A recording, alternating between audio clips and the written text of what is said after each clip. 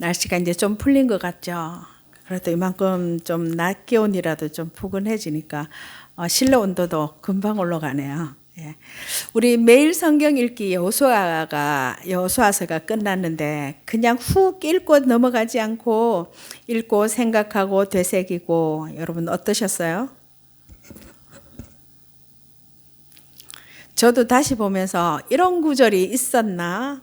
이런 말씀이 있었나 하는 것도 있었고요. 아, 사건이 이렇게 진행되는 거였었구나. 그렇게 그 틈새에 빠져 있는 것들이 제가 보지 못한 것들이 보이는 것도 있었고요. 이것은 우리가 익숙하다고 대충 읽고 너무나 익숙한 말씀이어서 대충 읽고 다 아는 것처럼 지나쳐 읽고 습관처럼 읽어온 탓이라는 생각이 들었습니다. 그래서 우리는 모두 성경을 낯설게 하기, 처음 보는 것처럼 낯설게 하기, 뻔함으로 읽지 않기 위한 노력이 필요하다고 했어요. 여호수아서 3장부터 요단강을 건너기 위한 준비가 나오는데요. 여호수아가 아침에 일찍 일어나서 관리들, 레위 제사장들 그리고 백성들에게 요단강을 건널 구체적인 준비를 지시하고 있습니다. 관리들의 역할은 진중을 두루 다니면서 여호수아의 지시를 백성들에게 알리는 것이고, 백성은 언약궤를 맨 제사장의 뒤를 따라서 잘 따라가야 하는 것이었어요. 여기서 하나님의 임재의 상징인 언약궤가 앞장서 가는 것은 하나님께서 친히 이스라엘 백성들을 이끌고 약속의 땅 가나안으로 들어가는 것을 의미하는데요. 하나님이 낯선 길을 가는 이스라엘을 친히 인도하시고 계시기에 이스라엘은 하나님만 따라가면 되었어요. 여러분, 우리 인생도 언제나 초행길이죠. 처음 살아보는 날입니다. 오늘도 처음 살아봐요. 하지만 하나님이 친히 우리를 인도하시고 앞서 가십니다. 그러니 염려하지 않아도 된다는 게 성경의 약속이에요. 하나님이 말씀으로 우리를 인도하실 것이기에 늘 말씀을 앞에 두고 산다면 길을 잃을 염려가 없다는 것이죠. 이스라엘 백성들이 광야 생활 내내 훈련받았던 것이 하나님의 말씀을 따라가는 것이었어요. 그때는 구름 기둥과 불 기둥으로 훈련받았지만 이제는 구름 기둥 대신 언약궤로 인도하고 계십니다. 요단강 도하를 준비하기 위한 여호수아의 명령이 백성들에게 주어졌어요. 그런데 하나님 곁에서 하나님의 일을 이루시는 일에 동참하려면 먼저 해야 할 일이 있었어요. 그것은 백성들이 먼저 자신을 성결케 하는 일이었어요.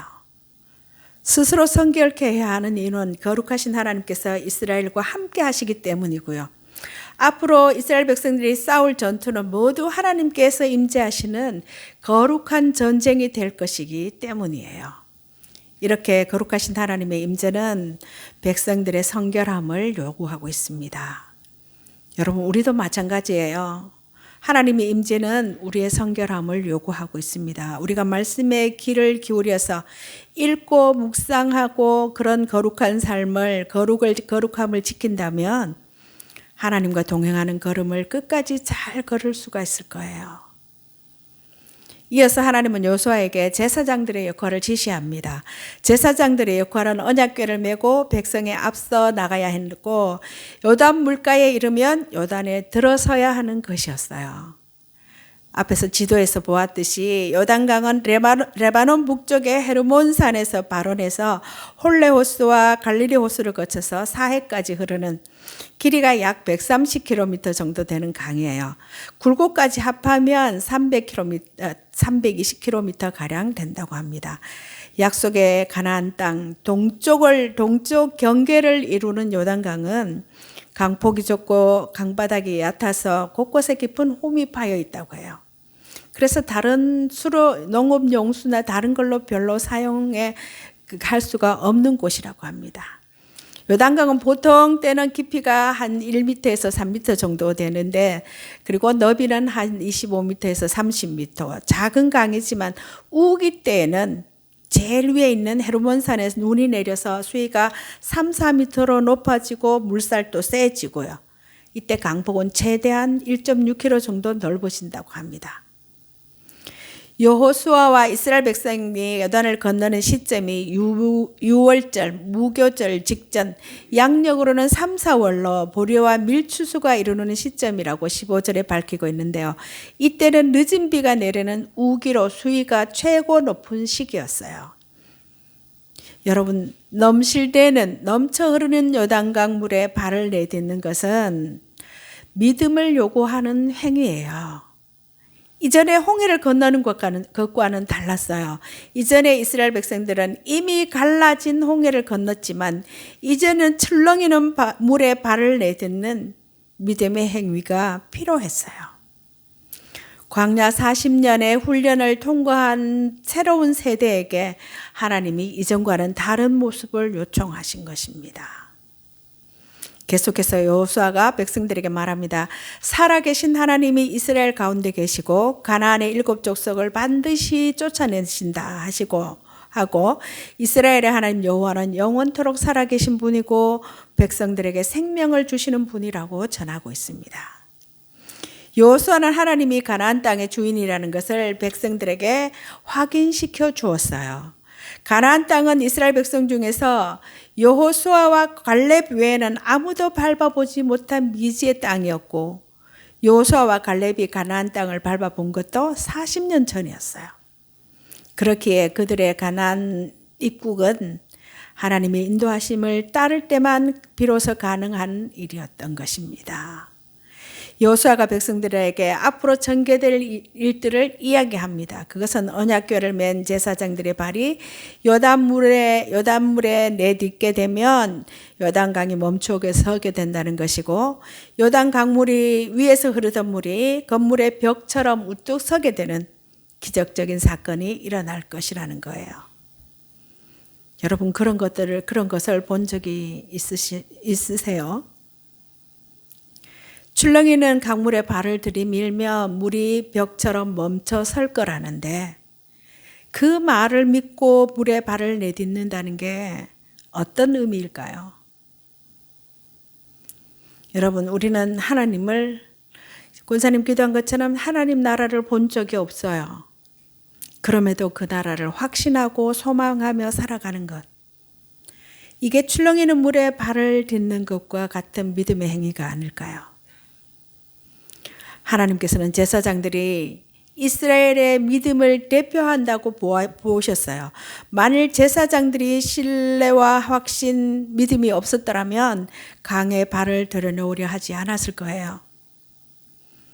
여호수아의 명령을 받고 백성들은 시딤을 떠나서 요단강으로 향했고 제사장들은 언약궤를 메고 백성들을 앞에서 나아갔어요. 여호수아를 통해 들려지는 하나님의 명령에 온전히 순종하는 백성의 모습이 우리에게 많은 것을 교훈합니다. 3장 16절은 요단강이 갈라지는 장면을 목격자의 증언처럼 생생하게 묘사하고 있어요. 제사장들이 발이 요단 물가에 잠기는 순간 위에서 흘러내리던 물이 멈추었었어요. 요단 강물이 멈추게 된 구간은 아담 성읍에서부터 아라바의 바다, 즉 사해 근처까지로 약 27km 정도의 거리에 해당한다고 하는데요. 이것은 요단 강물이 아주 먼 곳에서부터 멈추어 선 것으로 인근 가나안 족속들까지 그들에게까지 알려진 사건이라는 것을 암시하고 있습니다. 라합이 여리고성 주민들도 다 알고 있다고 말했잖아요. 제사장들보다 앞서서 백성들이 먼저 마른 땅을 건너가고 백성이 요단강을 건너는 동안에 제사장들은 언약궤를 맨 채로 요단강 바닥에 굳게 서서 백성들이 모두 건너가기까지 강 가운데 머물러 서 있었는데요. 제사장들이 가장 먼저 요단강 물에 들어가고 가장 나중에 요단강에서 나오죠. 본문은 요단강이 갈라지고 백성들이 요단강을 건너는 기적의 배후에 제사장들의 순종과 희생이 자리하고 있음을 보여주고 있습니다. 여러분 우리 촉곡교회도 여러 모양의 순종과 희생을 통해서 세워졌고 지켜져 왔고 지켜져 갈 것입니다. 하나님께서 홍해와 요단강을 가르는 사건은 고대 근동의 신화적 배경에서 볼 때 굉장히 특별한 의미를 가지고 있어요. 고대 근동의 세계관에서 바다와 강은 혼돈의 괴물이 거주하는 공간이었어요. 그래서 요단강 도하 사건은 하나님이 광야의 신만이 아니라 온 땅의 주님이시고 물이 상징하는 혼돈의 세력을 잠재우는 분이라는 것을 증명하는 사건이었어요. 여러분, 하나님을 막을 수 있는 것은 아무것도 없습니다. 모든 허탄한 우상과 불의한 권력은 하나님 앞에서 다 쫓겨날 거예요.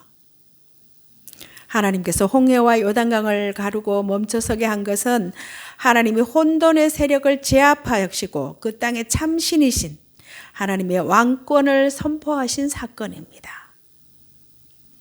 여러분, 하나님의 하나님 되심에서 이스라엘 백성들의 정체성이 확인되는데요.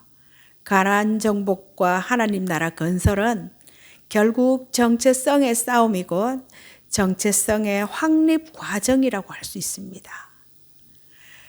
우리의 성도로서의 정체성, 우리의 성도다운 삶이 하나님의 하나님 되심을 증거하게 될 겁니다. 여러분, 요단강 도하는 물이 멈춘 다음에 건넌 것이 아니라 하나님의 약속을 믿고 넘치는 물에 먼저 발을 내디뎌야 했어요. 그러면 물이 멈춰서 쌓이고 마른 땅이 나타날 것인데요. 이곳의 지도자들, 제사장들이 믿음으로 언약궤를 메고 먼저 물에 발을 딛고 다가서야 했어요. 여러분, 모든 믿음은 모험이고 특히 지도자의 믿음은 모범을 보여야 합니다. 요단강을 건너는 그 믿음으로 이스라엘은 가나안을 차지하게 될 것인데요. 이스라엘이 이제 잊지 말아야 할 것은 하나님을 앞세울 때만 가나안의 신들을 이길 수 있다는 것이에요. 말씀대로 순종하면 평탄하고 형통할 것이라고 약속하셨어요. 말씀대로 순종하여 요단강에 발을 담궜더니 광야에서 새로 태어난 2세들이 귀로만 들었던 홍해 사건의 재현을 보게 됩니다. 여러분, 홍해는 모세 때문에 일어난 기적이 아니었어요. 기적은 하나님이 일으키십니다. 그 기적을 위해 필요한 것은 모세도 여호수아도 아니에요.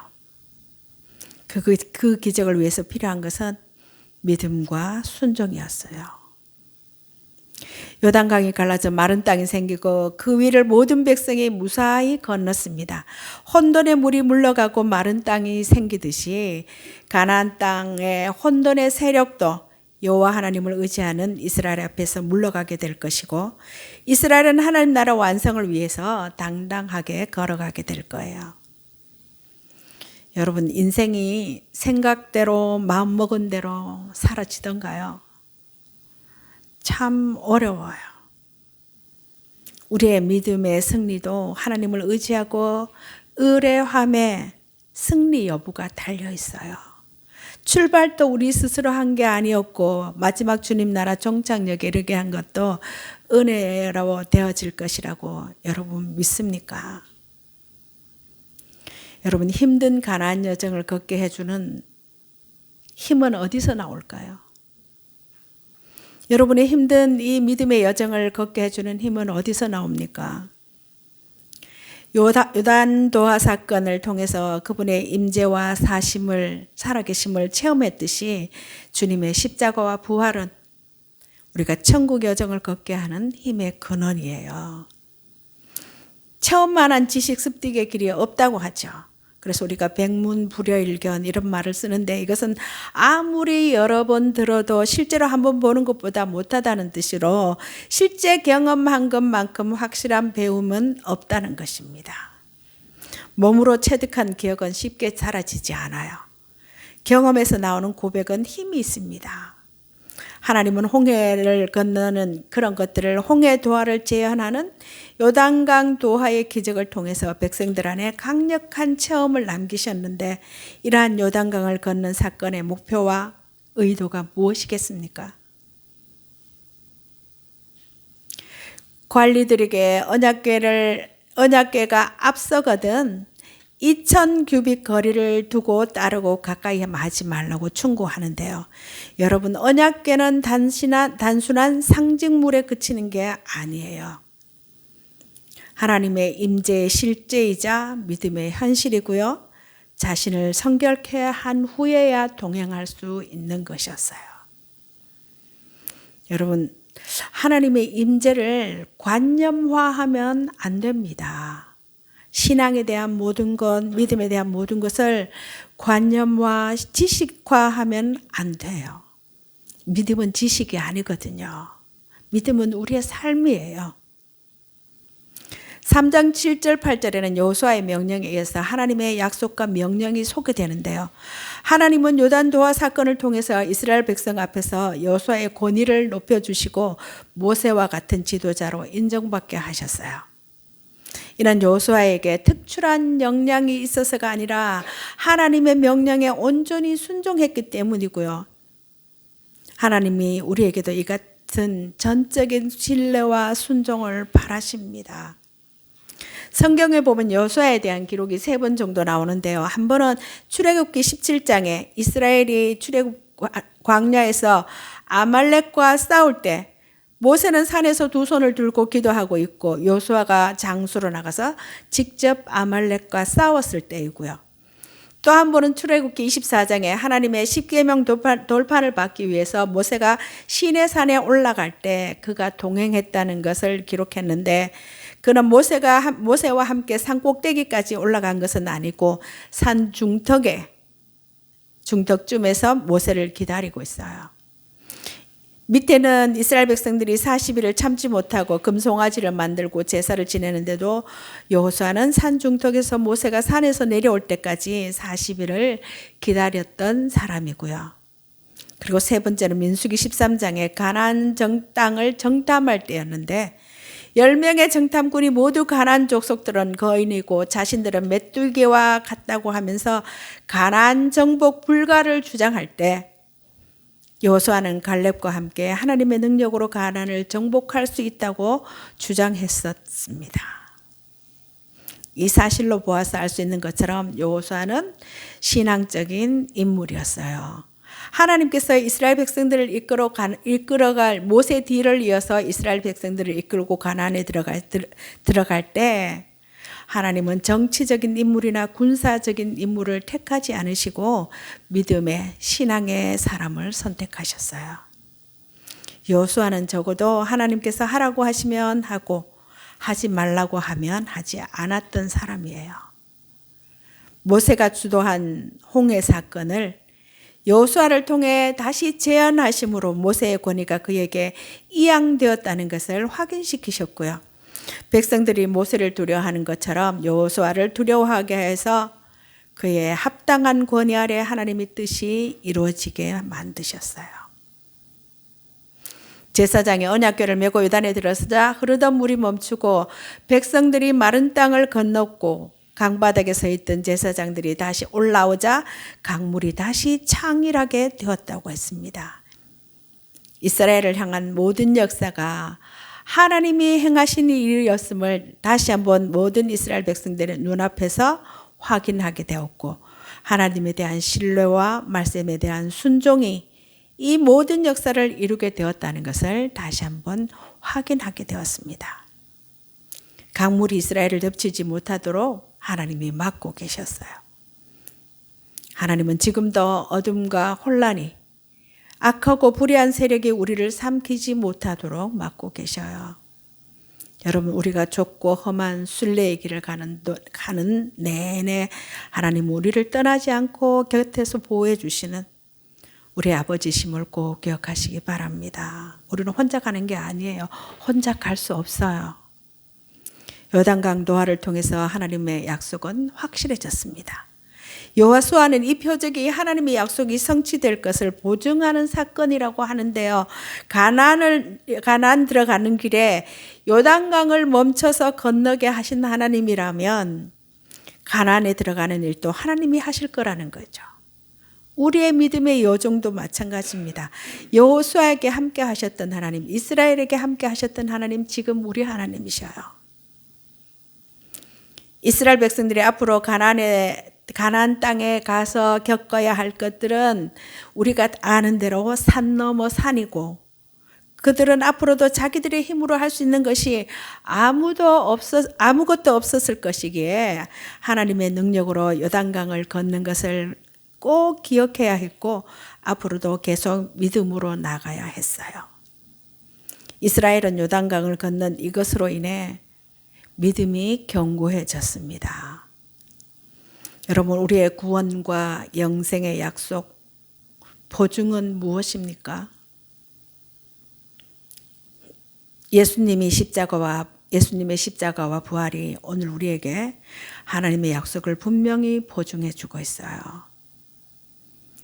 홍해를 건너므로 애굽의 노예 시대를 끝내고 자유민의 시대를 시작한 것처럼 이스라엘 백성들은 요단강을 건너므로 방랑의 시대를 마무리하고 정착의 시대로 진입하는데요.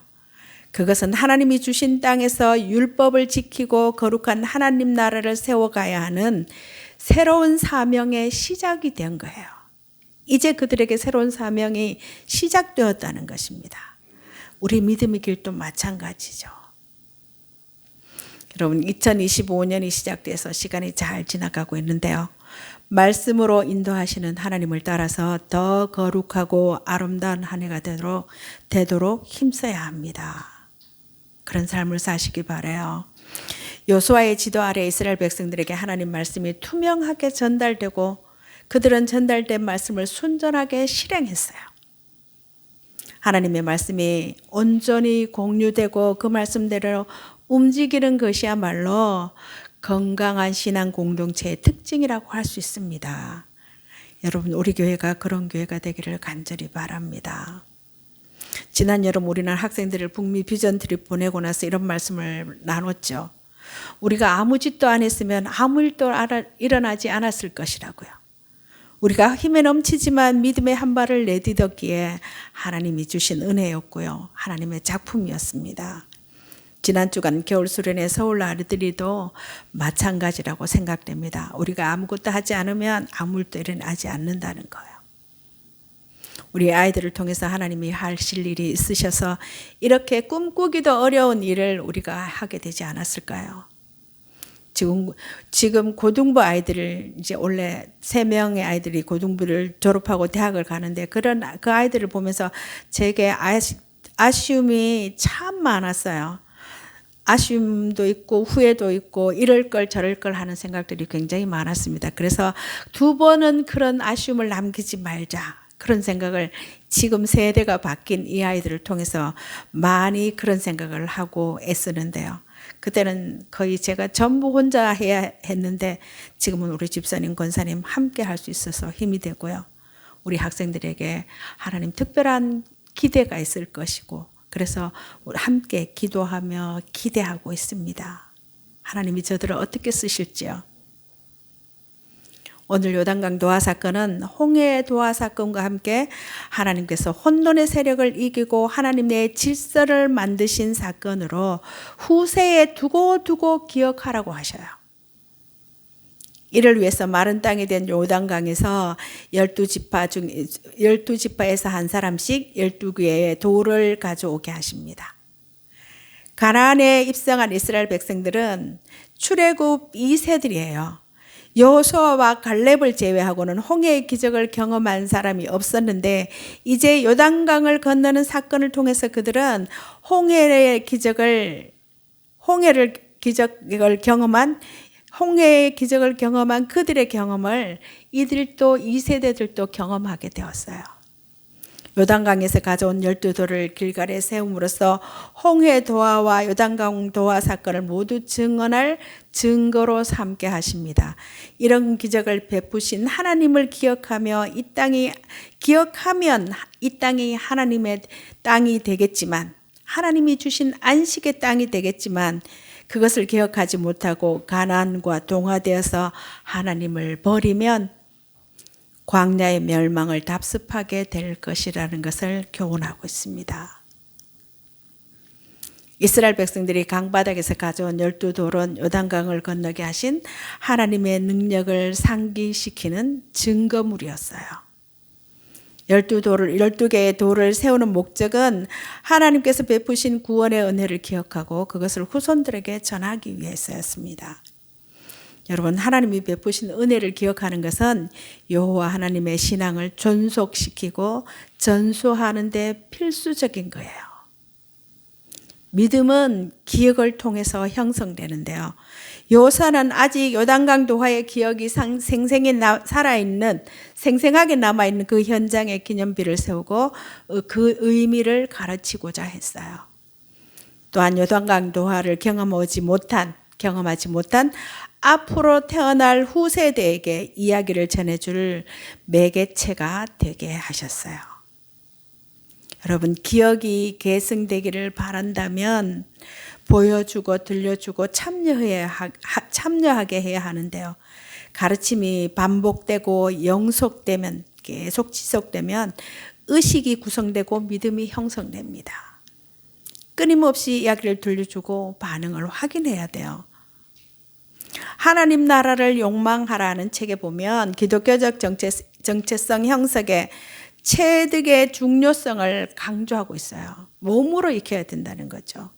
사람은 지식만이 아닌 보고 듣고 맛보고 만지는 그러한 모든 과정을 통해서 세계관을 형성하게 된다는 거예요. 그런 것들을 통해서 인생관이 생겨나게 된다는 겁니다. 그래서 신앙의 계승을 바란다면 보여주고 들려주고 묻게 하고 참여로 체득하게 해야 합니다. 우리가 계획을 했지만 매월 1회 정도는 학생들과 함께 연한 예배를 드리려고 합니다. 그럴 때 여러분들의 이야기를 많이 들려주세요. 그들이 묻게 하고 이야기를 전해주고. 여러분, 이스라엘 백성이 애굽을 떠난 것이 하나님의 능력이라면 그들이 가나안 땅을 정복하는 것도 하나님의 능력으로 될 거예요. 우리가 예수님을 믿는 것이 하나님의 능력이었다면 우리가 이 세상에서 복음으로의 사람으로 사는 것도 하나님의 능력이 가능하게 할 겁니다. 성경은 아브라함을 믿음의 조상이라고 하죠. 그가 믿음의 조상인 것은 그가 소유한 믿음에 대한 이야기가 아니라 하나님이 아브라함을 통해서 믿음이 무엇인지를 보여주셨다는 뜻이에요. 그러므로 아브라함의 일생과 그가 겪은 사건들은 믿음이 무엇인지를 보여주는 중요한 내용이 되고 있습니다. 여러분, 늘 말씀에 대한 확신과 신뢰와 순종으로 우리의 가난을 향한 믿음의 발걸음이 더 견고하게 되기를 바라고요. 이 한 주간도 주님과 잇된 삶을 통해 주시는 은혜와 평강, 풍성에 누리며 사는 우리 모든 성도들 되기를 간절히 바랍니다. 여호수아에게 함께 하셨던 하나님, 홍해를 건너게 하신 하나님, 요단강을 건너게 하신 하나님, 가나안의 모든 전쟁을 승리하게 하신 하나님, 지금 우리가 믿는 그 하나님이시고 우리 아버지십니다. 기도하겠습니다.